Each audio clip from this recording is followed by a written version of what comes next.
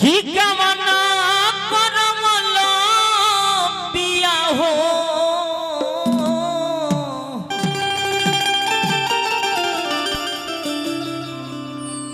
कलकार बिना भाव के चूल्हा बिना ताव के पेड़ बिना छाव के सिंटू भैया बिल्कुल बेकार लगे की कवना करमलो पिया हो आर घर बैठवला कि अपने तो गईला राजा हो आर पूरबी बनिजिया लेकिन कहे का बकार चाचा कि अम्मा गमलो पिया हो ओ भुवरला गमलो ए प्रीति जी तू हो आव तनी भजन कर गजन के तो फेरा मेरे ढेर रह तारू लोग बाकी भजन के फेरा में रह आए हाय कि अम्मा गमलो पिया हो ओ भुवरला गमलो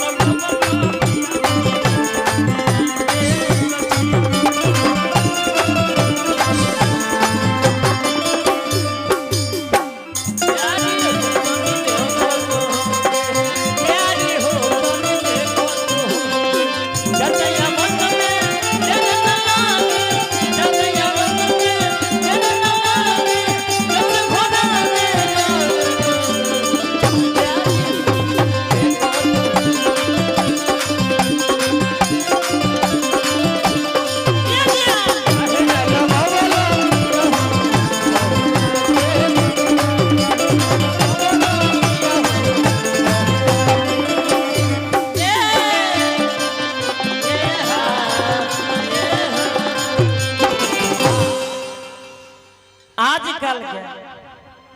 ये प्रीति जी हमारे माई बहन भी निमिया के डाढ़ गीत गई है लेकिन हमने के गांव देहात में चाचा राहुल भैया अजान जी की बॉम्बे दिल्ली चल जाए आहा उ तो बाप रे बाप कहीं मत हाई है कौन हो तो सेंडिला रहत विकास भैया एक बीता उठ रहत मारुति के क्या रखने हां सिंटू भैया आउ देखो अब बाप इंग्लिश मीडियम में पढ़त रही सन हाँ आउ मंदिर में जई हसता कह सके हाय मॉम मैं जा रही हूँ ए प्रीति जी हंसा मत भाव बिगड़ जाई पगली कहिए सा कि मॉम ओ मॉम तो मॉम कहे कि बेटी तुम कहाँ जा रही हो बेटी तुम कहाँ जा रही हो तो कहें कि मॉम मैं जा रही हूँ देवी माँ के मंदिर में तब जानजी लोग क्या गीत गाए तो कही का कि दीदी तेरा देवर दीवाना जब अतना सुनिए माई मंदिर छोड़ के भाग आ जान जाए कि माई कही कि बाप हो बाप एकर जान जा के दिल दीवाना भइल बा दीदी के देवर पर आ जल्दी हमार दिल अगर दीवाना हो जी तब कहाँ हो दुनिया तो कहली का ए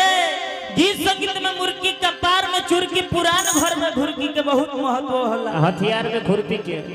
आह ना मत मारो हम बुझाता नहीं बेरा पर मारे लो प्रीति का कि निमिये हो घरवा माई के आर निमिये दुआरवा हो आर भावे नाही कबहू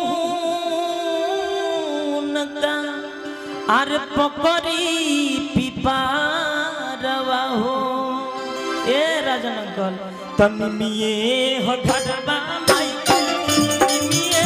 दुआरवा हो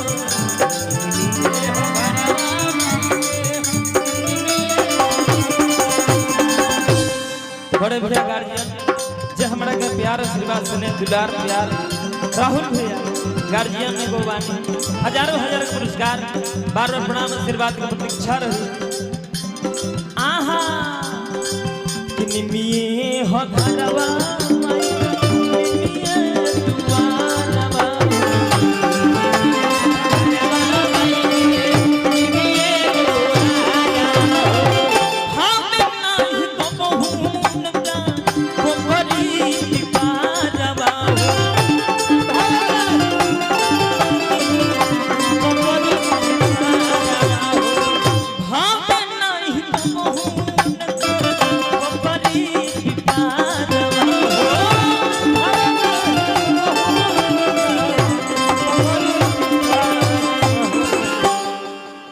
फिर हमरे चचा अरविंद